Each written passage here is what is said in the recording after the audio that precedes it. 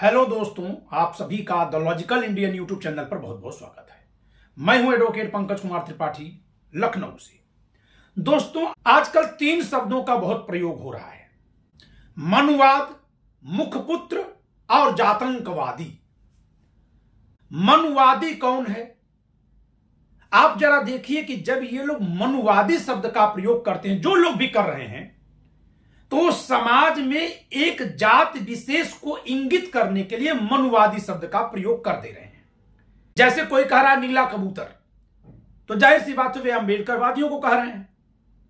भले वे बचाव ले लें कि हम तो नीला कबूतर किसी को कह सकते हैं, लेकिन नहीं, वे अंबेडकरवादियों को कह रहे हैं। खासकर अंबेडकरवादियों में से भी उनको, जो बहुजन समाज पार्टी या आजाद समाज पार्टी के समर्थक हैं, जो नीला झंडा लगाते हैं, उनके लिए प्रयोग में ला रहे हैं।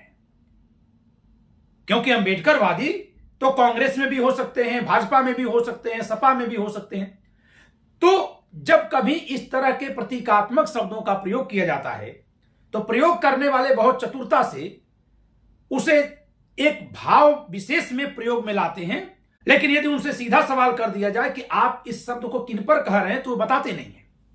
लेकिन कभी कभी ऐसा होता है कि जो लोग दूसरों को चिढ़ाने के लिए जिस शब्द का प्रयोग कर रहे होते हैं, वास्तव में उस शब्द के अधीन सर्वाधिक उपयुक्त वही बैठते हैं। और यहां मैं कुछ शब्दों का इसी तरह का दृष्टांत लेकर आया हूं। पहला शब्द है मनुवाद। मनुवादी कौन? मनुवादी का तात्पर्य है वह जो मनु की विचारधारा के समर्थन में हो, जो मनुवाद को मानता हो। और मनु की विचारधारा में, मनुस्मृति में बहुत सारी अच्छी बातें और आज के समय के अनुसार कुछ गलत बातें भी लिखी हैं। गलत बातें मुख्यतः 2 हैं। एक तो है स्त्री के प्रति जो कठोरता का व्यवहार करने की बात की गई है। भले ही मनुस्मृति में लिखा है कि यत्र नार्यस्तु पूज्यन्ति रमन्ति तत्र देवता, लेकिन उसके बावजूद भी कम उम्र की बालिका के विवाह की बात की गई है। और स्त्री पर पुरुष के नियंत्रण की बात की गई है। स्त्री के पथभ्रष्ट होने की संभावना को प्रदर्शित किया गया है। अब यह अलग बात है कि आज के समय में जब परिवार नियोजन के साधन आ गए हैं, जब अनचाहे गर्भ को नियंत्रित करने के उपाय तमाम बाजार में उपलब्ध है, तब हमको मनुस्मृति में लिखी वह बात शायद नहीं समझ में आ रही है, जिसमें मनुस्मृति में कहा गया है कि स्त्री को हमेशा किसी न किसी के संरक्षण में ही रखा जाए। अन्यथा बहुत अच्छे से यह बात समझ में आ जाती कि उसमें यह क्यों लिखा हुआ है। यह बहुत अच्छे से समझ में आ जाती। लेकिन जो कभी लड़कियों को अकेले नहीं भेजा जाता था, महिलाओं को, उसके पीछे यह सब बहुत सारा कारण था। खैर, हम फिर भी मान लेते हैं कि जो स्त्रियों पर पुरुष के नियंत्रण की बात की गई है मनुस्मृति में, वो गलत है। मैं मान ले रहा हूं, मैं उनके परिस्थिति में उन्होंने सही लिखा, इसकी बात करता ही नहीं, गलत है। तो एक गलत है कन्या शिशु विवाह, बाल विवाह, और दूसरा स्त्री पर पुरुष का आधिपत्य। और दूसरी गलती है कि जन्म आधारित जाति व्यवस्था, जन्म आधारित भेदभाव। यही तो। अब जरा देख कर आइए कि आज कौन सा ऐसा समाज है जिसमें बाल विवाह ज्यादा है, जिसमें बाल विवाह की प्रवृत्ति होगी। मनुवादी तो वही कहा जाएगा ना। तो ब्राह्मण समाज, क्या बाल विवाह का प्रचलन ब्राह्मण समाज में है? यदि नहीं है तो उस बुराई के संदर्भ में ब्राह्मण समाज मनुवादी है? नहीं है। क्या स्त्री के माध्यम से धन कमाना, स्त्री पर आश्रित होना, घर में बैठे हैं खेत में स्त्री को भेज दिए काम करने के लिए, यह ब्राह्मण समाज में होता है कि अन्य समाज में होता है? पता लगा लीजिए। यदि ब्राह्मण समाज में होता है तो ब्राह्मण समाज ज्यादा मनुवादी है, क्योंकि स्त्री पर आधिपत्य रख रहा है, शोषण कर रहा है उसका। और यदि ब्राह्मण समाज में नहीं होता है, दूसरे समाज में होता है, तो वह समाज मनुवादी है। तो इन दोनों पैमानों पर अगर देखा जाए तो ब्राह्मण समाज ही वह समाज है जिसमें बाल विवाह समाप्त है, 0 है, शायद ही कहीं होता हो। जबकि डॉक्टर भीमराव अंबेडकर भले मनुस्मृति जला दिए थे, यदि वह मनुस्मृति को इसीलिए जला रहे थे या इसलिए भी जला रहे थे कि वह महिलाओं के प्रति भेदभावकारी है, तो महिलाओं के प्रति भेदभावकारी में यही तो है कि बाल विवाह की बात की गई है। तो डॉक्टर भीमराव अंबेडकर पहले अपने समाज में बाल विवाह को रोकने का प्रयास किए होते। वो दूसरे महापुरुष कर रहे थे, महादेव गोविंद रानड़े जी कर रहे थे, ब्राह्मण समाज से आने वाले। आज भी राजस्थान में बाल विवाह होता है, झारखंड में बाल विवाह होता है। गांव में जाकर पता कर लीजिए कि किस समाज में विवाह की उम्र अधिक है। अब इस दृष्टिकोण से देख रहे हैं तो ब्राह्मण समाज मनुवादी विचारधारा पर नहीं है। जिन समाजों के लोग जहरीला भाषण देने में गला फाड़ फाड़ के मनुवादी मनुवादी कह करके पुकारते हैं, यूट्यूब पर होना तो चाहिए था समाज सुधारक, लेकिन समाज में जहर फैला रहे हैं, उन्हीं के समाजों में सामंतवादी मानसिकता है। कम उम्र में विवाह का प्रचलन अभी भी है और घर में पुरुष सोया रहता है, महिलाएं गोबर उठाती हैं, खेत में बोझा ढोती हैं, काम करती हैं। मनुवादी कौन? अब आते हैं मनुवाद की दूसरी समस्या पर, जन्म आधारित भेदभाव। गौतम बुद्ध कहते हैं कि जन्म से सब समान है। वैसे तो यहां भी श्लोक में लिखा है कि जन्मते जायते शूद्र, यानी जन्म से हर कोई शूद्र है। गुण और धर्म के अनुसार सबकी अलग अलग वर्ण तय होंगे आगे चल करके, लेकिन कालांतर में वह जन्म आधारित हो गया। कालांतर में हुआ, बिगड़ने पर हुआ, लेकिन आरंभ से ही जन्म आधारित व्यवस्था को अगर कहीं मान्यता मिली है तो कहां मिली है? भारत के संविधान में। खेत में जो काम कर रहा है अछूत समाज का व्यक्ति, वह भी उतना ही अनुसूचित जाति का व्यक्ति है जितना जगजीवन राम जी, जो अंग्रेजों के समय में ही मंत्री बन गए थे, फिर भारत सरकार में श्रम मंत्री थे, उसके बाद रेल मंत्री थे, उसके बाद रक्षा मंत्री थे, उसके बाद उप प्रधानमंत्री थे।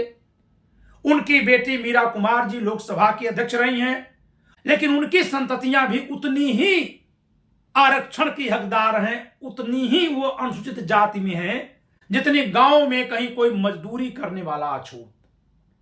समानता कोई नहीं है सिवाय जन्म की। जन्म आधारित व्यवस्था जिसको हम मनुवाद कह करके कोस रहे हैं, वो यहां स्वीकार की गई है। क्या यह मनुवाद नहीं है? यदि ये मनुवाद है तो ये मनुवाद है कि नहीं है? उसी का तो यह रूप है। 1950 में संविधान लागू हुआ, 2026 शुरू हो गया, 75 वर्ष बीत गए।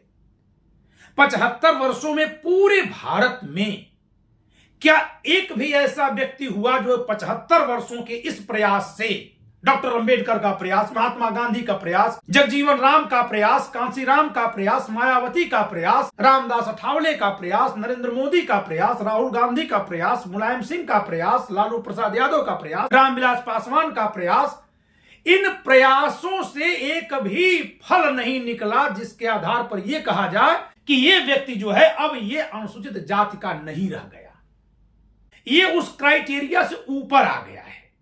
इसको अब जाति आधारित भेदभाव से बचने वाले जो संरक्षणकारी उपाय हैं उनकी जरूरत नहीं है, वह बराबरी पर हो गया। कोई नहीं निकला आज तक। वो भी नहीं माने जा रहे हैं जो सीने पर चढ़कर गालियां दे रहे हैं दूसरों को, वे भी नहीं माने जा रहे। वे भी संरक्षण के उतने ही हकदार हैं जितना कहीं कोई गरीब, मजदूर, दलित। क्यों? क्योंकि जन्म आधारित समानता है दोनों में और उसी पर आधारित है भारत का संविधान। और इसलिए जिस तरह की व्यवस्था की जो यहां जाकर के बिगड़ी थी, वहां जन्मते जायता शूद्र लिखा है, वो बिगड़ गया बाद में। जैसे चुनाव में टिकट पहले लेकर के हर लोग चुनाव लड़ते थे, अब धीरे धीरे पार्टी प्रमुखों का चुनाव तो खत्म ही हो गया ना। सपा का अध्यक्ष कौन होगा चुनाव होगा, कि कांग्रेस का अध्यक्ष कौन होगा चुनाव होगा, कि आरजेडी के अध्यक्ष का चुनाव होगा, कि सुभाष सपा के अध्यक्ष का चुनाव होगा, कि अपना दल के अध्यक्ष का चुनाव होगा, खत्म ना। लेकिन संविधान की किताब में तो लिखा है कि नई पार्टियों के अध्यक्षों का चुनाव होगा। चलिए, संविधान की किताब में नहीं लिखा है तो भी निर्वाचन आयोग में जो उन लोगों ने अपने पार्टियों का संविधान दिया उसमें तो लिखा ही है, लेकिन व्यवहार में हो रहा है। तो मनुवादी कौन? ये जो अपनी पार्टियां बना बना करके सर्वकालिक अध्यक्ष बनकर के बैठ गए, उनको कोई हक है कि वो दूसरे समाज को मनुवादी कह दे? अगर मनुवाद इसी आधार पर एक गाली है, एक लांछन है, एक ताना है, एक खामी है, एक अवगुण है, एक विकृति है, एक दुर्गुण है कि वह जन्म आधारित पद विधान करती है, तो इन लोगों को क्या किसी और को मनुवादी कहने की छूट होनी चाहिए? लेकिन ये कह रहे हैं, और उनका जो जन्म आधारित आरक्षण की बात करते हैं बिना इस बात की परवाह किए कि यह बहुत आगे निकल गया और वो बहुत पीछे है। इन दोनों में तो कम से कम अंतर जो हो, उस अंतर पर ध्यान दिया जाए। सुप्रीम कोर्ट जब इस बात को दर्शाता है कि अब उस समाज में ऊंच नीच का आपस में बहुत भेदभाव हो गया, अब उसको काट कर थोड़ा अलग किया जाता कि नीचे वाले लोग थोड़ा ऊपर उठ पाए। हम कपड़ा सुखाते हैं, रजाई सुखाते हैं तो उसको पलट देते हैं, रोटी सेकते हैं तो पलट देते हैं। यहां क्या जो ऊपर आ गया वही रहेगा, और जैसे ही आप कहेंगे कि इसको हटा दिया जाए तो गांव गिराव में कहीं किसी दलित के साथ शोषण होगा तो उससे अपनी तुलना करेगा, कहेगा अभी भी वहां शोषण हो रहा है, इसलिए मुझे पद पर बैठा कर रखो। यह मनुवाद नहीं है तो क्या है? यही मनुवाद है, जो यहां है वही यहां है। और अफसोस कि इसको इसके खिलाफ बता करके कुछ लोग दूसरों को मनुवादी कह रहे हैं। तो पहली बात, बाल विवाह और महिलाओं के श्रम पर, महिलाओं के कमाई पर जीवन जीने की प्रवृत्ति, इन दोनों आधारों पर यह स्पष्ट हो रहा है कि अन्य सभी समाजों की तुलना में ब्राह्मण समाज इन दोनों बुराइयों से सर्वाधिक मुक्त है, सर्वाधिक मुक्त है। जहां तक उसके अपने जन्म आधारित लाभ की बात यहां लिखी गई थी, ब्राह्मणों ने स्वेच्छा से छोड़ दिया है।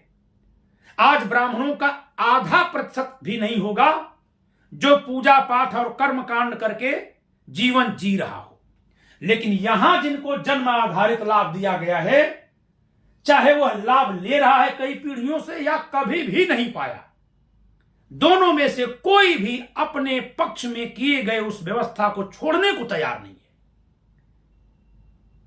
जैसे यहां से कुछ लोग मंदिरों पर कब्जा जमा लिए तो उन्हीं का है, उनके परिवार का, जाति का नहीं, उनके परिवार का। मैं बार बार ये बोलता हूं, मथुरा के मंदिर में जिन ब्राह्मण परिवारों का कब्जा है, पूजा कर रहे हैं, दायित्व निभा रहे हैं, वही रहेंगे वहां। मैं ब्राह्मण हूं तो मुझे जगह नहीं मिलेगी।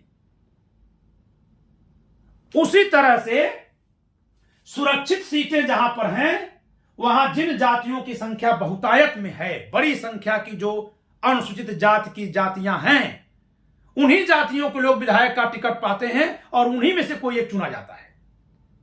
नहीं तो कहीं नट भी तो चुनाव जीत गया होता, कहीं मुसहर भी जीत गया होता उत्तर प्रदेश में, कहीं डोम भी जीत गया होता, कहीं बंसकार भी जीत गया होता। टिकट ही नहीं मिलता हुजूर। धोबी समाज आबादी में कम है, उसको इसलिए मिल जाता है क्योंकि वह सदा से सवर्णों के टोले में रहता था, शिक्षा दीक्षा में सबसे आगे निकला, इसलिए वह समाज संख्या में भले कम है लेकिन आनुपातिक दृष्टि से वह पदों पर अधिक है। और वही इस बात का अपवाद बनता है कि उसकी आबादी कम होने पर भी वो कहीं जगह पा लेता है, लेकिन चुनावों में नहीं। बड़ी जातियों के, अनुसूचित जाति के लोगों को ही टिकट मिलता है। यानी भेद में भी भेद होता है, वह भी किस आधार पर? उस जाति में जन्म ले लिया जिस जाति की आबादी वहां अधिक है। जैसे मैं जहां से आता हूं, मेरी विधानसभा मोहम्मदाबाद गोहना सुरक्षित है। 1967 के चुनाव से वहां पर रिजर्वेशन हुआ है। 1967 मेरे जन्म के 9 साल पहले से, और अब मैं 50 साल का होने जा रहा हूं। यानी मैं अपने इलाके में कभी लोकतंत्र जाना ही नहीं, क्योंकि मैं जाति से अनुसूचित जाति का नहीं हूं। चलिए, मुझे आपने नहीं लड़ने दिया क्योंकि मेरे पुरखों ने बहुत आनंद ले लिया था सत्ता का, लोकतंत्र का तो नहीं लिए थे ना, ठीक है। लेकिन हमारे इलाके का डोम भी कभी चुनाव नहीं लड़ पाया, हमारे इलाके का कहीं भंगी भी चुनाव नहीं लड़ पाया, हमारे इलाके का मुसहर भी नहीं चुनाव लड़ पाया। वो कौन सा आनंद लूटा था? है किसी का ध्यान इस पर? वह किस आधार पर वंचित किया जा रहा है? उसके लिए तो सीट रिजर्व है, सिर्फ इस आधार पर कि रिजर्व होने के बाद भी क्योंकि उसकी आबादी कम है, उसको टिकट दे देंगे तो चमार भले अनुसूचित जाति में आते हैं लेकिन वो किसी डोम को वोट नहीं देंगे। यह मनुवाद नहीं है तो क्या है? यह जातंकवाद नहीं है तो क्या है कि जिसकी आबादी ज्यादा है वो अपने में भी दबोच रहा है और दूसरों को भी धमका रहा है। यही जातंकवाद है, यही मनुवाद है। तो वे ये न भूलें कि उन पर दृष्टि है, और यह दृष्टि इसलिए है क्योंकि वे इस संविधान को पूरी तरह से मनुस्मृति बना देना चाहते हैं। वैसे भी 4 वर्ग यहां भी है, 4 वर्ग यहां भी है, जन्माधारित यहां भी है, जन्माधारित यहां भी है, लेकिन यहां मूलतः जन्माधारित व्यवस्था नहीं थी, कालांतर में बिगड़ गई। जैसे मैंने बताया कि पार्टी के प्रमुख अब चुने नहीं जाते हैं, यहां तो वह आरंभ से ही अपनाई गई है। अब यहां आते हैं कि इनके विचारों का सर्वाधिक वारिस कौन। गौतम बुद्ध ने क्या कहा था? जीवों पर दया करो, मांस भक्षण न करो। वह कौन सी जाति है जिनमें मांस खाने को प्रतिबंधित माना गया है, या सबसे कम संख्या में ऐसे लोग हैं जो मांस खाते हैं? ब्राह्मण जाति। बताइए तो ब्राह्मण से ज्यादा कौन बुद्ध का अनुयायी हुआ इस बिंदु पर कि मांस नहीं खाना है, मदिरा का सेवन नहीं करना है? गांव में चले जाइए, आज भी अगर ब्राह्मण कोई मदिरा पी करके आता है तो लोग उस पर उसकी जाति का लांछन देकर के बात करते हैं कि ब्राह्मण होकर मदिरा पान कर रहा है। लेकिन सरेआम भारत में मांस का व्यापार, मांस भक्षण होता है, और जो लोग ये करते हैं वे कहते हैं कि बुद्ध के अनुयायी वो हैं, और हम जैसे लोग जो कभी 4, 5, 10 पीढ़ी से मांस भक्षण कभी नहीं करते हैं, न सोचते हैं, न हमारे बच्चे सोच पाते हैं, लेकिन हम बुद्ध के दुश्मन हैं। वाह! यह तर्क भी अपने आप में जो लोग गढ़ रखे हैं वह जातंकवाद के आधार पर है, क्योंकि उनकी संख्या बहुत अधिक है। वो धमकी दे देंगे कि यूट्यूब पर आपको देखेंगे नहीं, आपकी व्यूअरशिप कम कर देंगे। यही जातंकवाद है। वो दूसरी जातियों की जनगणना कराए बिना गिना लेते हैं कि 3% हो। अरे यह तो अकेले ही पूरे भारत को बदल दिए। डॉक्टर भीमराव अंबेडकर को जिनको मानते हो अकेले ही बदल दिए। तुम तो तब भी जिनको कम मानते हो उनको कहते हो कि 3% हैं। अगर भारत की आबादी 1 अरब है तो 3 करोड़ हैं, जबकि तुम्हारी गिनतियों में धांधली है। किसी भी शहर में आप चले जाओ, सर्वाधिक संख्या में वही मिलेंगे जिनके बारे में आप कहते हैं कि 3% है। कारण क्या है? 4 वर्णों में से वह एक वर्ण है, वह 1/4 है। आप बहुत बड़ी गलतफहमी में हैं, आबादी सही से नहीं गिन रहे हैं। हां, और आबादी उसकी इसलिए कम हो गई है क्योंकि वह महिलाओं को बच्चा पैदा करने की मशीन नहीं समझा। जैसे ही उसको बताया गया कि महिलाओं को शिक्षा दीक्षा के लिए आगे बढ़ने दो, वो सबसे पहले अपनी बेटियों को आगे बढ़ने दिया। जैसे ही कहा गया जाति बंधन तोड़कर अंतरजातीय विवाह करो, सर्वाधिक अंतरजातीय विवाह करने वाले, सबसे आगे बढ़कर करने वाले कौन है? ब्राह्मण। बेटियों को खुली स्वतंत्रता देने वाले कौन है? फिल्म इंडस्ट्री में जाने वाला समाज कौन है? और फिर भी कहा जाता है कि ब्राह्मण मनुवादी है। और सामंती मानसिकता को लेकर के जो आज भी ग्रस्त हैं, जो कहीं कोई अंतरजातीय विवाह हो जाने पर पंचायतें बैठाते हैं, फरमान जारी करते हैं, उस समाज से आने वाले कुछ सामंती मानसिकता के यूट्यूबर दहाड़ दहाड़ के गला फाड़ फाड़ करके बोलते हैं मनुवादी मनुवादी मनुवादी। वे स्वयं मनुवादी हैं, भूले ना, स्वयं मनुवादी हैं, स्वयं मनुवादी हैं। गौतम बुद्ध ने मदिरा पान को रोका, ब्राह्मणों ने मदिरा को हराम माना था बिना कुछ कहे। लेकिन अब आप कह रहे हैं कि अब तो ब्राह्मण भी खा रहे हैं, पी रहे हैं। अरे भाई, तो आपको समानता चाहिए थी ना। समानता कौन सी चाहिए थी? गौतम बुद्ध वाली नहीं। गौतम बुद्ध के कहने पर भी जो मांस नहीं छोड़े, मृत जानवरों का मांस खाए, इस नाते अछूत बन गए। वे कहते हैं कि समानता करो और हमारे बराबर आ जाओ, तुम भी मृत जानवर खाओ। वे कहते हैं कि समानता करो लेकिन तुम हमारे बराबर आओ, हम तुम्हारे बराबर नहीं आएंगे, तुम हमारे बराबर आओ। मैं ऊपर इसलिए दिखा रहा हूं कि ऊपर का विचार गौतम बुद्ध का दिया हुआ है।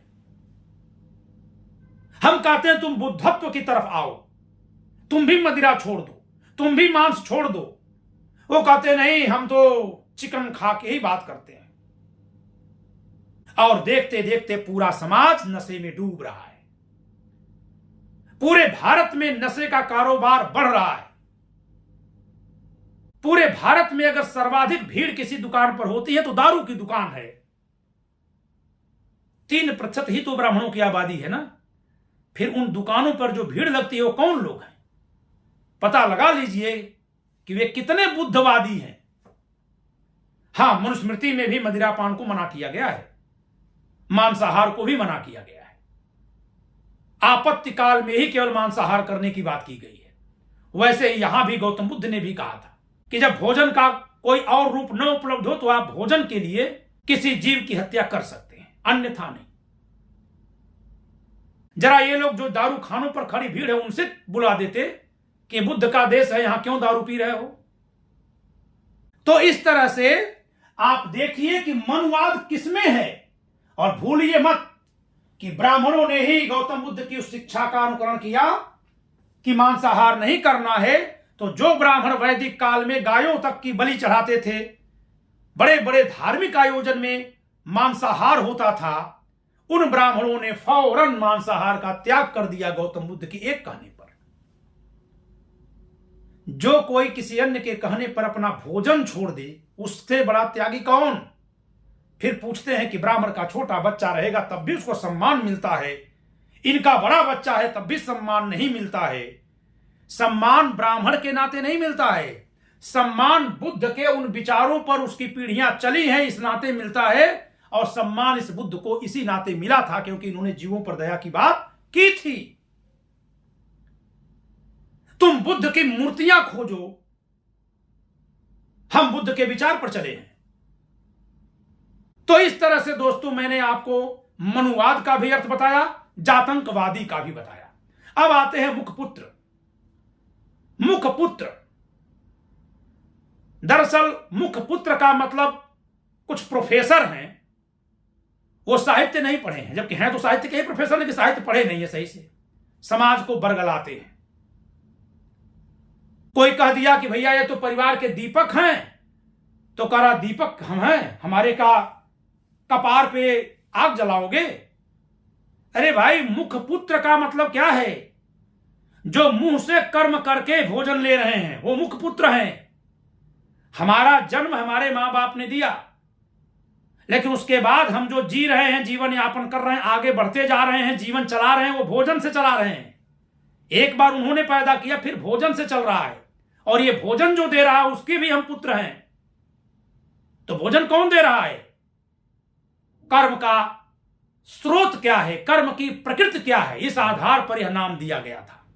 तो जो मुंह से, वाणी से कार्य करके भोजन का प्रबंध करता है वह मुख पुत्र हो गया। मुख के जरिए कर्म करके आजीविका कमा करके जीवन यापन कर रहा है, उससे अपने जीवन को बढ़ा रहा है, आगे ले जा रहा है। उसका जीवन उसके मुख के द्वारा किए गए कर्म पर आधारित है, मुख पुत्र है। अफसोस कि जो प्रोफेसर साहब मुख पुत्र कह करके जातिवादी सरांध दिखाते हैं अपने दिमाग की, और जातिवादी अगर दिखाते हैं तो कहां हैं? यहीं खड़े हैं।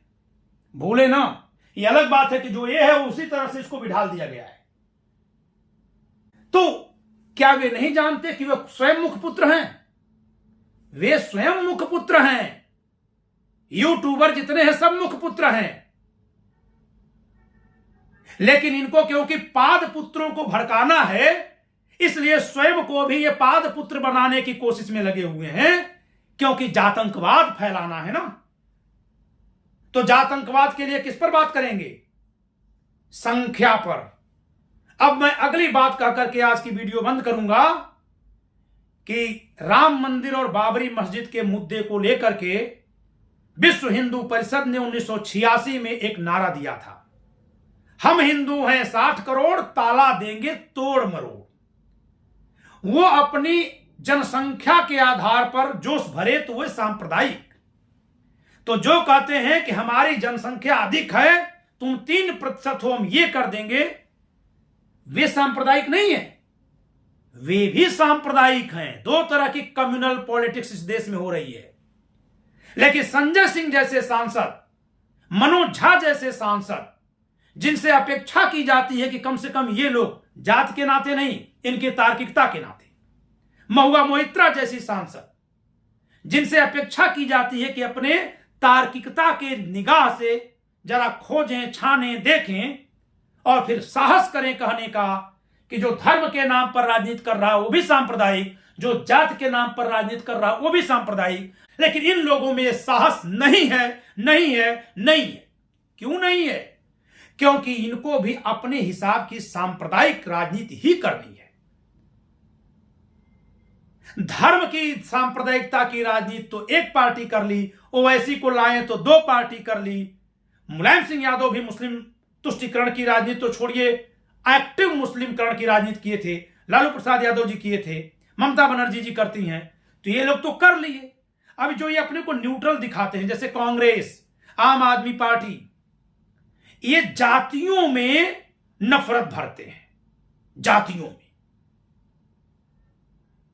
और जातिगत नफरती भाषणों की आलोचना कदापि नहीं करते। हां, मौका मिलते ही उस तरह के भाषण देते जरूर हैं। समाज को यह समझना होगा कि ये भी कम्युनल हैं, यानी इस देश में अगर कोई अपने को सेकुलर होने की बात करे तो उसको धर्म और जाति दोनों आधारित भेदभाव पर प्रहार करना होगा, उन दोनों से दूर रह करके बात करनी होगी, तब वह व्यक्ति सेकुलर है। अन्यथा जाति का पक्ष लेकर बात करे या धर्म का, दोनों ही कम्युनल है। तो दोस्तों, मैंने आपको दिखा दिया।